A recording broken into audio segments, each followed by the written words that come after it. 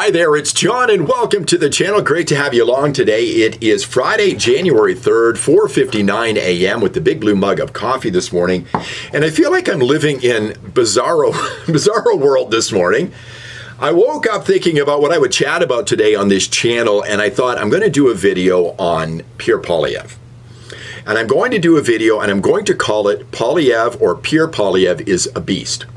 And that's why you clicked on this today, and that's what I've called this video.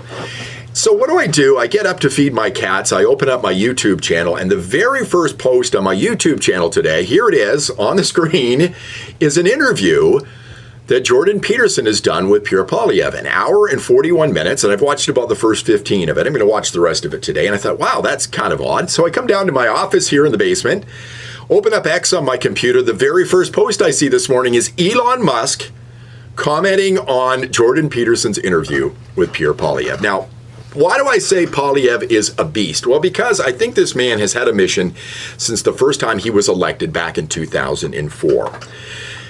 And he has been unrelenting when it comes to running for prime minister. Let me show you right here. I got this sign at Spruce Meadows. Now, Spruce Meadows is an equestrian center here in southern Calgary. As a matter of fact, as the crow flies, it's less than 10 minutes from where I'm sitting right now. And back in April of 2022, Pierre Poilievre came to town. And at that point, he was not the leader of the opposition. Here's some pictures, okay? And a video of what happened at Spruce Meadows that day. And he was running for the leader of the Conservative Party at the time. And it was unreal. This is a huge building, and it is filled to capacity. It was a traffic jam getting in and out of Spruce Meadows, and people really, really like Pierre Poilievre, and they like his message. So when I started watching the Peterson video this morning, the first question that Peterson asked Poilievre is about what he's been doing, and here's a little bit of that video. I'd like to hear about your day-to-day schedule and your week-to-week schedule. Lay out your job. Basically, we have two parts to my professional life. It's very bifurcated. There's the Parliament Hill side, which is early morning meeting with my leadership team, House Leader, Deputy Leader, Whip, etc., to plan out the day, the battle plan for our parliamentary committees, question period, etc. That is punctuated by one weekly caucus meeting, and just the daily prosecution of the government, which is the quintessential role of an opposition leader. And then the other part to my life is touring. I asked my assistant today how many events we had done over the last year, and he said it was exactly 600. I mean, a few weeks ago it was 570 something. So we've done 600 events. So in addition to being the leader of the opposition, the leader of the Conservative Party, holding the government to account, doing his regular day job in Ottawa, having a family. He's got a wife and kids, after all. The guy has done 600 things in a year. There's only 365 days in a year, so you have to wonder when the guy sleeps. The man is an absolute beast.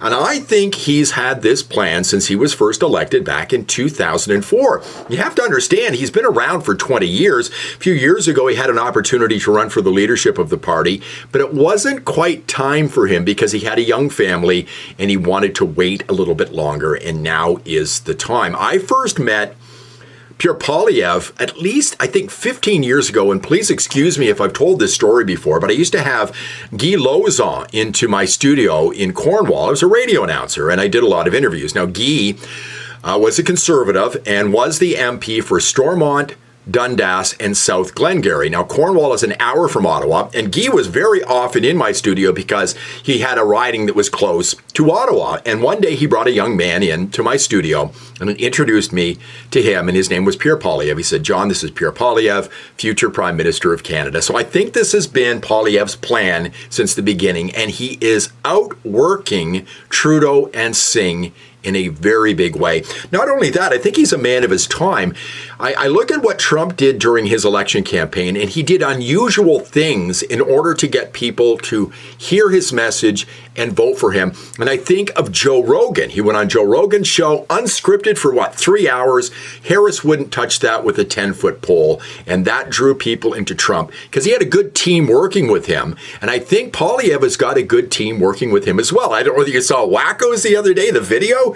Was it 14 minutes long? incredibly entertaining, very interesting. I mean, he's done long form like documentaries, 14, 15-minute interview or videos on housing and economics that have hundreds of thousands, if not millions of views, and he's made them entertaining. So this guy is an absolute beast. And not only that, he's getting international recognition. I mean, I can go back to the Apple video where he's standing there munching an apple while he's being asked stupid questions by a left-wing reporter.